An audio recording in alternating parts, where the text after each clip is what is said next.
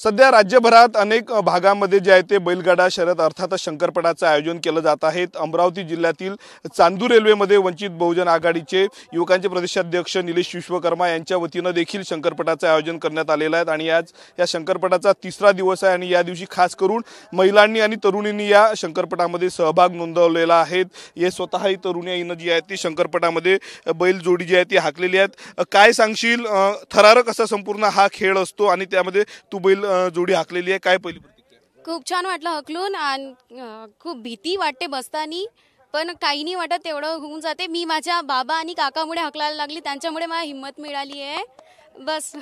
आणि थँक्यू काका काकू, तुम्ही आम्हाला इथे बोलवलं, धन्यवाद।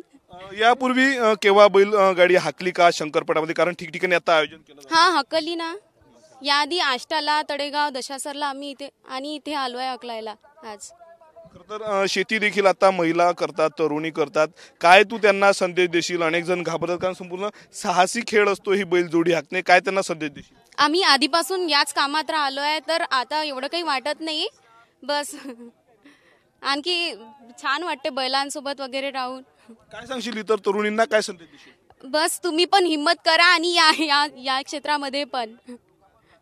आपल्या सोबत आयोजक आहेत निलेश विश्वकर्मा, तो काय सांगणार? महिलांना संधी या ठिकाणी दिलेली आहेत, अतिशय आनंदाचं वातावरण, खेळीमेळीचं वातावरण आहे। ग्रामीण भागातील शेतकरी मोठ्या संख्येने या ठिकाणी आलेले आहेत, काय सांगणार? निश्चितच निराशाचं वातावरण सर्वीकडे असताना या तरुणी पुढे आल्या आहेत, कुठेतरी सकारात्मक विजन घेऊन हे प्रत्येक क्षेत्रात आपली महिला अग्रेसर आहे हे त्यांनी दाखवून दिलं आणि मला अभिमान वाटला की आज चांदुरात एवढ्या मोठ्या पथात माझ्या या बहिणींनी जे शंकरपट हाकला आणि त्यांनी आज जी विनंती केली आहे की महिलांचा पट भरला पाहिजे, तर निश्चितच येत्या काळात चांदूरपासूनच महिला शंकरपटाची सुरुवात आपण करणार आहोत। काय सांगणार? मोठ्या प्रमाणावर बक्षिसांची देखील लयलूट करण्यात आलेली आहे, मोठं आयोजन होतं काय?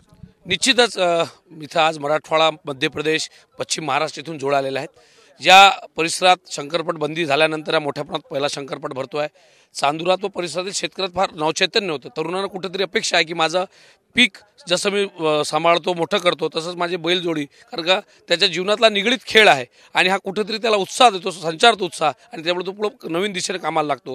हीच दिशा घेऊन नवीन महाराष्ट्राची उभी करत असताना या तरुणांनी कुठेतरी शेतीत नव तंत्रज्ञान आणलं पाहिजे, जेणेकरून हा ग्रामीण भागाचा जो नैराश्याचं वातावरण आहे ते दूर होईल आणि कुठेतरी सकारात्मक विजन घेऊन हे तरुण पुढे गेले पाहिजेत। आपण पाहतो महिला कुठल्या क्षेत्रात ज्या आहेत त्या मागं नाही आणि त्याच पद्धतीनं जे आहे ते शंकरपटासारखा साहसी खेळ आहे आणि यामध्ये देखील तरुण शेतकरी महिला असेल यामध्ये या सहभागी झालेले आहे आणि मोठ्या हुन्नरीने जे आहेत ते बैलगाडा शर्यतीमध्ये सहभाग घेत असल्याचं आपल्याला पाहायला मिळत आहे। कॅमेरामन अनिकेत दहातोंडेसह मी स्वप्नील उमाप, TV9 मराठी, अमरावती।